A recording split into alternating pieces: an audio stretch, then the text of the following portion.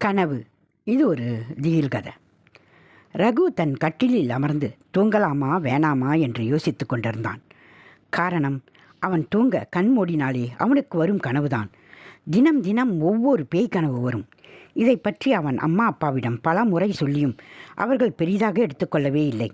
அப்போது அவன் அப்பா பால்கனி சென்றிருந்தார் சிகரெட் பிடிக்க. அவர் எப்போதும் இரவு ஒரு சிகரெட் குடிப்பது வழக்கம்.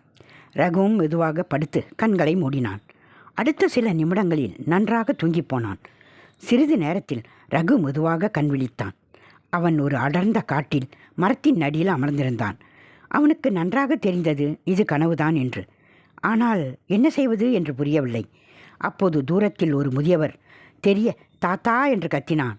ஆனால் அவரோ திரும்பி பார்க்காமல், ரகு அங்கே இருந்து வேகமா வா, அது ரொம்ப ஆபத்தான இடம் என்று சொல்லிவிட்டு நடக்க ஆரம்பித்தார். ரகு அந்த இடத்தில் இருந்து எந்திரிக்க பார்த்தான். ஆனால் ஏனோ அவனால் முடியவில்லை. யாரோ அவன் மீது அமர்ந்திருப்பது போல் தோன்றியது.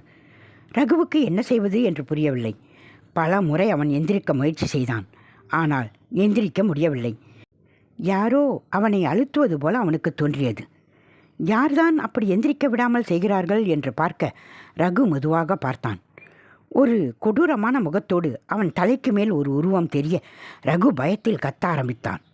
ஆனால் சிறிது நேரத்தில் ஏண்டா கத்தினோம் என்று ரகு வருத்தப்பட ஆரம்பித்தான். காரணம், அவன் கத்திய பிறகு அந்த உருவம் ரகுவுக்கு எதிரே அமர்ந்து அவன் கன்னத்தை தடவ ஆரம்பித்தது. ரகு இதெல்லாம் கனவுதான் என்று கண்களை மூடி கண்ணை திறந்தா கனவு கலைந்துவிடும் என்று கண்ணை மூடி கண்ணை திறந்தான். ஆனால் இப்போது ஒரு பேய் 2 பேயாக மாறி அவன் மடியில் அமர்ந்திருந்தது. ரகு பயத்தில் மீண்டும் கண்களை இறுக மூடிக்கொண்டான். எவ்வளவு நேரம் மூடியிருந்தான் என்று தெரியவில்லை. அவன் அப்படியே தூங்கி போனான். வெகு நேரம் கழித்து, அப்பாடா காலையில் ஆகியிருக்கும் என்று நினைத்து கண் திறந்தான்.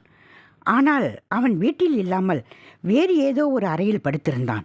அவன் எதிரே காட்டில் பார்த்த பெரியவர் முகத்தை காட்டியபடி தூங்கிக் கொண்டிருந்தார். ரகுவுக்கு மீண்டும் குழப்பம் வந்தது. காலையில் ஆயிடுச்சா இல்லையா? ஏன் நம்ம வீட்டில் இல்லாமல் இங்கே இருக்கோம்? இந்த கனவு எப்போ தான் முடியும்? ஒருவேளை கனவு இல்லையா? இதெல்லாம் நிஜம்தானா என்று யோசித்து கொண்டே கண்களை மூடியவன் மீண்டும் தூங்கினான். வெகு நேரம் கழித்து மீண்டும் முழிப்பு வர கண்களை திறந்து பார்த்தான். அதே அறையில் அந்த பெரியவரோடு படுத்திருந்தான். இந்த முறை அவரை மெதுவாக தாத்தா என்று அழைத்தான் ரகு.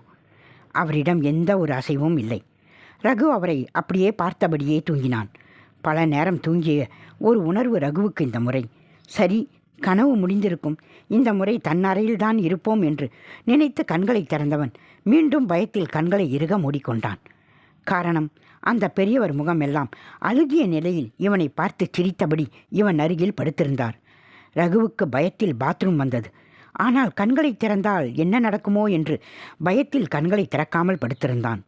மீண்டும் அப்படியே தூங்கிப் போனான். அப்போது படார் என்று கதவை அடைக்கும் சத்தம் கேட்டது. ரகு தன்னை அறியாமல் கண்களை திறந்தான். அவன் அறையில் படுத்திருந்தான். வேகமாக எழுந்து அருகில் இருந்த தண்ணீரை மடமடவென்று குடித்தான்.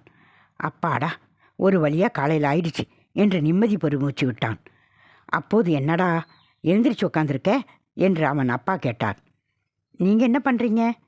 இப்போ தான் சிகரெட் பிடிச்சிட்டு வரேன், படுத்து தூங்கு என்றார். ரகு தன் மொபைலில் மணியை பார்த்தான்.